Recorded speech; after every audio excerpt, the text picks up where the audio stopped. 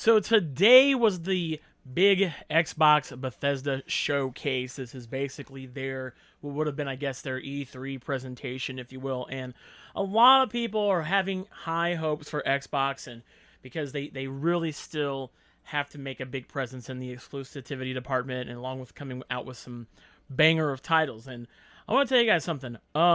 This showcase was a little mid tier. It wasn't anything to give. I think towards the end, of course, when they talked about Starfield, was absolutely exciting, but we kind of have unfortunately had the effect of Cyberpunk to kind of reel us back a little bit when it comes to getting excited about big open world games.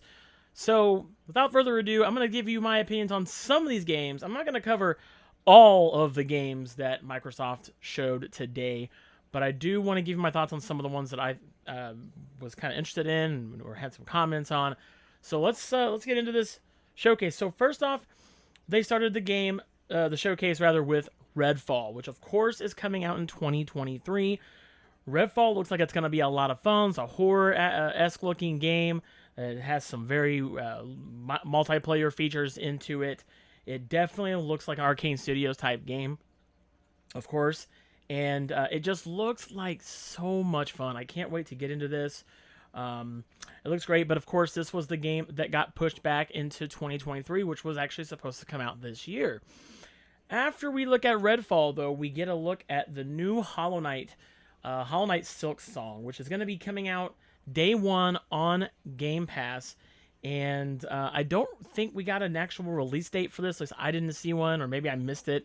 But I loved the first Hollow Knight game. I'm a big fan of platformers and Metroidvanias and things like that. And if you liked the first Hollow Knight game, you definitely will want to check out Hollow Knight Silksong, which will be out day one on Game Pass. A lot of these games, by the way, are going to be out on Game Pass day one.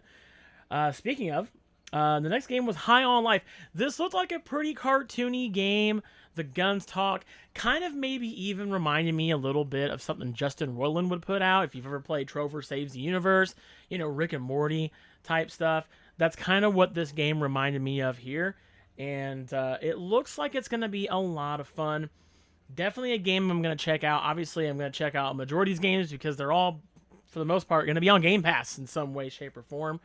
So, but that one is actually coming out this October. So we have our first game. And I'm sorry if I missed Silksong, but this is coming out this year. And it's going to be out day one on Game Pass, which is going to be exciting to see. Speaking of Game Pass, they did a little Game Pass showcase, and Riot Games is actually going to be having all of their games, their main games. We're talking League of Legends, Teamfight Tactics, and more. Are all going to be on Game Pass on PC and mobile this winter. That's a really big deal. Being able... Now, I'm not into really any of these games. These games really are not something that I enjoy or really haven't got into. But I know that League of Legends is a huge game. And to be able to play League of Legends on your mobile... they did show in this presentation someone playing League of Legends on their mobile device. That's a big deal. So that's actually really cool to see someone or you'll be able to actually play all these games from Riot Games on not just PC, but on mobile. I do think a lot of people were kind of hoping to see League of Legends on a console. I just don't think that a game like that is going to work, but some could make the argument that, well, I mean, Brian, you can use a PC, you can use a mouse and a keyboard now on your Xbox. And you can, so who knows? Maybe at some point later on down the road, they'll decide to go ahead and open up League of Legends to the Xbox Series X, maybe even the Series S or whatever, and will allow people to play League of Legends on the Series X and S because they do allow for mouse and keyboard support. Who knows? That could happen later on down the road, but that is pretty exciting for those that like that. Me, that doesn't really apply to me, but I had to mention that. That's a pretty big deal for Riot Games. One game I am absolutely looking forward to this year is the sequel to one of my favorite games that came out several years ago. This is A Plague Tale Requiem. So the first game was about rats, and there was a plague, obviously. And this is the sequel to that game. which I'm excited about even more because it's coming day one to Game Pass, and it is coming out this year. So we have our second game coming out this year that's been announced. I'm excited for it. The graphics look amazing. It's going to be in 4K. It just looks like a beautiful, beautiful game. That's it's a horror game. I think, in my opinion, it's a horror game anyway. But I really enjoyed the first one, and I did do a playthrough of the entire first game on stream, and I might do a playthrough of this one on our Twitch channel as well. So make sure you're subscribed to that, by the way, or you follow us on Twitch anyway, as well. Then Xbox showed off, Turn 10 Studios showed off Forza Motorsport. Now, they didn't put a number. They didn't call it Forza 7, 8, whatever. It's just Forza Motorsport. And this game looks gorgeous. Now, right now, the only current big racing game that's available is Gran Turismo 7. And a lot of people have had issues with GT7 where you have to be connected online to play it and all this other stuff. I hope that Forza Motorsport is what Gran Turismo 7 should have been. And they showed off the impressive visuals. There's dynamic weather now. They just showed off a scene of like a carnival and people getting on the rides and stuff in the middle of a track. The dynamic weather even impacts the track conditions as it should. So in the middle of a race, you'll notice that the surface of the track is going to get hotter or colder depending on the actual weather that happens in the game. And the weather does change in real time, by the way. So as you're racing on a track, it could start to snow. There could be a storm that could start to happen, things like that. But I'm very impressed by the visuals on Forza Motorsport. I'm a big racing game fan, so this is one I'll definitely for sure stream, and it's gonna be on Game Pass day one. We already know that, but it looks beautiful, and Forza has absolutely taken over the racing game scene. They took it away from Gran Turismo. And while Gran Turismo is a fun game, there's just I don't like that you have to be connected online. I hate that aspect of it. So hopefully that's not the case here, and you'll be able to enjoy this new Forza Motorsport game. It's been a long time coming. It's been several years since we had a new one. And here we go. Then we had Flight Simulator. It is the 40th anniversary, which I didn't even realize that Flight Simulator was around 40 years. That's crazy. But there's an anniversary update coming, and what's available right now is the Halo Infinite content. So you can fly the ships from Halo in there and in outer space now, because they did that with the Top Gun Maverick DLC. For those who care about Flight Simulator, it's a gorgeous game. It's just not something that it was something that I thought I would spend a lot of time in. But, I guess kind of once you fly over your own house or you fly around your old neighborhood and stuff, to me it just kind of got a little boring after that. But hey, if you're into flight sims, that's all you. Then we got to see Overwatch 2 was announced. They decided they're going to make that free to play. It's going to come out. There's an early access. Here we go again, early access. October the 4th. There's some new characters. Which, by the way, am I the only one who thought that those new characters looked like they came straight out of Borderlands? I mean, one of them reminded me of a Psycho bandit. But that's just me. I don't know. It's just, they looked like they came straight out of Borderlands. So anyway, that's just me. But you got Overwatch 2 coming up, and that's going to be free to play. So you know what that means? Probably a lot more microtransactions. I don't know. We'll see. We'll see what they decide to do with that. And then a couple things that I don't care about, and a lot of people probably don't care about, is Elder Scrolls Online, new high-rise content, and Fallout 76 stuff, or High Isle, sorry. I didn't think that anybody even played Fallout 76 at all anymore. I just think it's weird. I know they're trying to do things with it, but to me, it was just one of those games that just was very, very meh. And then you got Forza Horizon 5. They're doing another Hot Wheels DLC. This is coming out in July. So, I mean, they did this Hot Wheels stuff back on Forza Horizon 4. So they're redoing the same thing again. It's just kind of weird. You can kind of tell we're getting into the very meh stuff. There's a new Arc coming out in 2023, which I guess has Vin Diesel in it. That guy that was riding the dinosaur there looks just like Vin Diesel. So, but that's coming to Game Pass apparently. I don't know if it's going to be a story-based game or if it's going to be just like Arc is now, where it's just building. Who knows? We'll see. An exciting announcement. another game coming out this year. This is 3, by the way. Is Scorn. Scorn is a horror game, and it looks amazing. It looks like it's got some sci-fi elements to it. And that is going to be releasing on October 21st this year, coming to Game Pass. Pretty much like everything else here is just about, is coming to Game Pass. And we don't quite know what's going on in this game, but it looks really fun. It's got some horror elements to it. It looks very, very gruesome. I am noticing, after watching Summer Games Fest, that there's a lot of horror stuff coming out this year. And I love horror. I love horror. I just hope it's done well. But I want to see some more other things. You know what I mean? And some other stuff. But that's coming out October 21st, 2022. Another game coming out early in 2023 is this game called Flintlock: The Siege of Dawn, which looked a lot of fun. It has this God of War-esque feel to it. I know a lot of other people were saying that too after we watched the event. But it looks like a lot of fun. Looks, it's going to be a good one.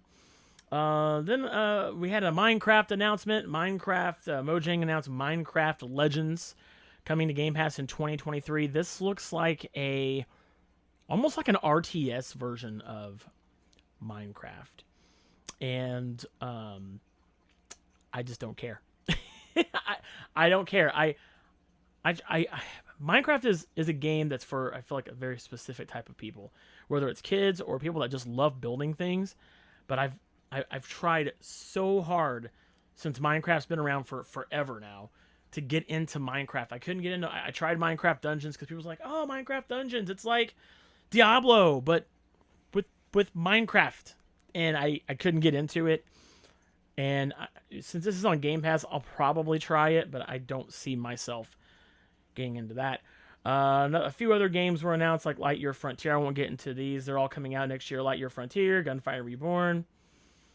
Last Case of Benedict Fox looked pretty interesting. That comes out in spring of 2023. A lot of this stuff's coming out like later. The one game that I just did not like at all, the art style, and I think a lot of other people didn't really care for it either, was As Dusk Falls. They're using motion graphics, and I think that's going to make a lot of people with motion sickness get sick. I can actually see that happening, because the gameplay is almost very Last of Us in a way. It's story, choose your own type game from the way it looked anyway. I don't think we actually saw any gameplay, but I just don't like the motion graphics. I even made that note down here. I'm like, I just don't like the motion graphics. You can see here, I don't know. I'll probably try it. It's a game you can play solo or multiplayer for up to 8 players, which is very interesting. So I don't know how that's going to work, but I just didn't like the motion graphics in it at all. Then we got Nakata Playpoint, which is coming out on June 23rd. This looks sick. That's actually coming out next week, or in a few weeks anyway. But Nakata Blade Point looks really, really good. It's an action adventure type game, very hack and slash looking. Almost reminds me of like Neo in a way. If you ever played Neo on the PlayStation, Neo 2, almost kind of reminds me of that. It looks really, really good. Then we got this very weird game called is it Pertinent, I think is what that's called, or how it's pronounced. And that's coming out in November to Game Pass. And the surprising part is this was done by Obsidian Entertainment. And if you don't know Obsidian Entertainment, they did one of my favorite games of all time, Fallout New Vegas. And this is a weird one. It's like kind of set like in this medieval age, and there's different choices to make. That's one thing that Obsidian Entertainment's pretty good at is their choice-based narrative type gameplay. And it's got very old school looking graphics to it. And I don't know how to feel about it. It's rather interesting looking, I will say that, but who knows? This could be one of those sleeper games that a lot of people might not really want to play. If you don't know me, I play just about anything, so this will probably be one we'll check out on Twitch as well. So yeah, and then another Obsidian game, Grounded.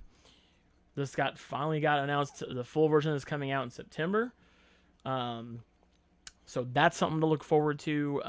You know, I couldn't get into Grounded. It's one of those, once again, it's a survival type game. It's really just Honey, I Shrunk the Kids survival mode is what it is. I think the concept is neat. It doesn't have a story, but this does have a story mode. So I don't know how I'm going to feel about it, but it looks cool. The story mode looks really cool. It's very throwback to like, it looks like 80s, 90s type. Is where this takes place, but you know, it could be good. It could be good. The story could be good. So I'll definitely check out the story in September on Game Pass when that comes out. We also had this game called Ereban Shadow Legacy, which is really, really good. And then we got from Blizzard the biggest announcement, one of the biggest announcements here. We got Diablo IV. They announced a new class, the Necromancer, which is definitely one I'm going to be playing.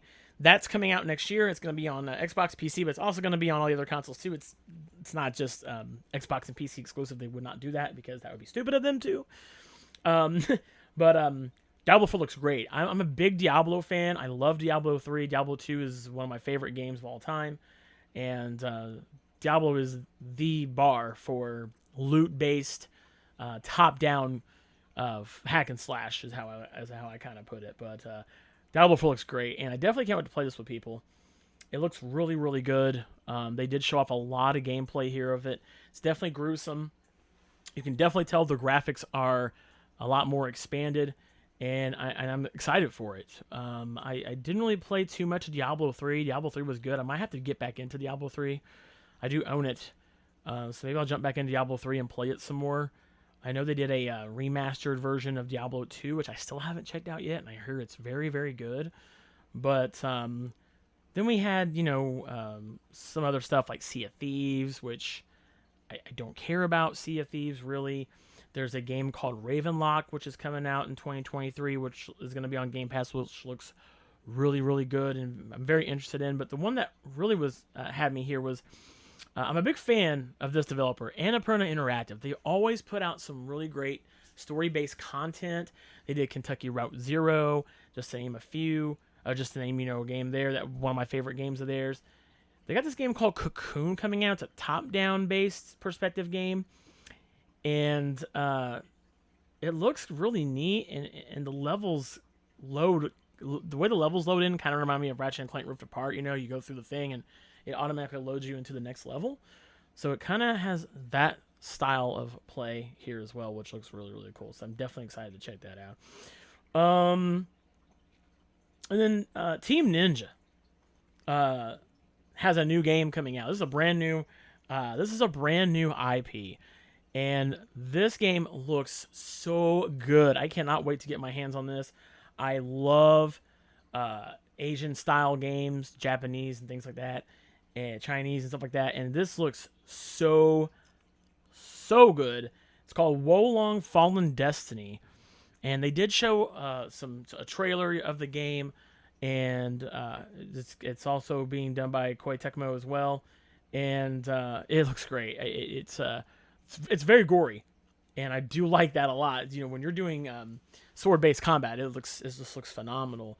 And you can see there, it's one of those games that I know I'm going to pour a lot of time into. I hope it has a very good story. I will say though, we need to bring back Ninja Gaiden. This game just makes me want to play Ninja Gaiden even more. It really does. And then we're going to speedrun a few things here. We had a big announcement by Atlas. They're going to put out Persona 3 Portable, Persona 4 Golden, and Persona 5 Royal. All of them are going to come to Game Pass at some point, with Persona 5 Royal coming out on October 25th, and they're all going to be available on Game Pass. So they're kind of doing that same thing they did a few years back with Yakuza, with Sega. Remember, they put like almost every Yakuza game out on Game Pass, and well, they're pretty much doing that here now with Persona. You're going to get Persona 3, Persona 4 Golden, and Persona 5 Royal. It's the portable version of Persona 3, which is interesting. That came out on the PlayStation Vita. So this was a big deal. A lot of people kind of saw this coming. A lot of people anticipated that Persona was going to finally be available to play on Xbox. Well, here you have it, and it's going to be available on Game Pass. So if you have Game Pass, you're going to get 3 really great games. I've only played Persona 3. I've not played Persona 4. And Persona 5 Royal is... still not even finished with that game, and it's such a good game. So I'm glad that people on the Xbox are going to get a chance to play. And then another really big announcement, Hideo Kojima, You might know this guy. You might have heard of him. He did, Metal Gear Solid. He put out Death Stranding, which was his latest game that came out several years back. He announced that Kojima Productions are partnering up with Xbox Game Studios, and they're going to be making a game together. And the interesting part is, it's going to be using Xbox's cloud-based technology. I don't know how they're going to get away with that. What's that mean? Well, we all know that Kojima his games are kind of weird. I mean, not going to lie. They have some weird elements to them. Look at Death Stranding with BB and everything, for instance. So that's going to be interesting to see how that's going to work. And whether or not that's just, I don't know, how they're going to use, he specifically said that he has a game he's been wanting to work on, and with Xbox's cloud technology, he's going to be able to do that. So who knows? Let me know in the comment section below what you think about that. And then finally, we end the Xbox Bethesda showcase with Starfield. Todd Howard comes out. We've been wanting to see Todd this whole time. He finally comes out. We get a lot. There's a lot here. So first off, you get he showed some gameplay. Not enough gameplay for me though. I want more. I want like a half hour, maybe even an hour of just solid gameplay. 45 minutes at most of solid gameplay. We did get to see some gameplay though. We got to see the beginning of an area. We got to see how you have to scan for certain things, which is kind of cool. It almost reminds me a little bit of No Man's Sky in a way, with the with being able to scan stuff and mine for like iron and things like that, like the character does in this gameplay we see. There's 3 starting classes. You unlock new skills as you level up, and then you level those up by using them. So reminds me of Fallout. Anyone? Elder Scrolls even. There's lots of crafting, weapon mods, and more. They did show that here. There's lots of weapon modifications. There is outpost building, which is kind of cool. So you basically, as Todd put it, it's your survival home basically for the planet you go to. You can hire characters to keep your outpost up and running. You can hire characters to help you with certain aspects of your outpost. I don't know what that means specifically, but I'm sure we'll get into more of that next year, or as the year goes on, rather. And then he made the big announcement. Yes, you can create your own ship. You can customize your ship. You can piece it out however you want, according to what he says here. You can hire crew members. So I would imagine you would hire like a medic bay. You would hire engineering.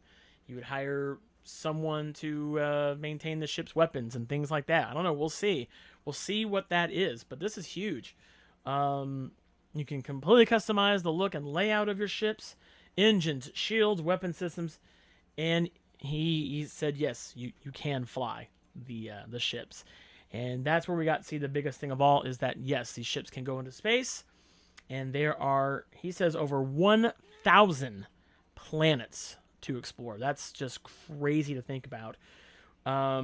He showed off some space combat with space battles and things like that. So this is what I think that No Man's Sky should have been.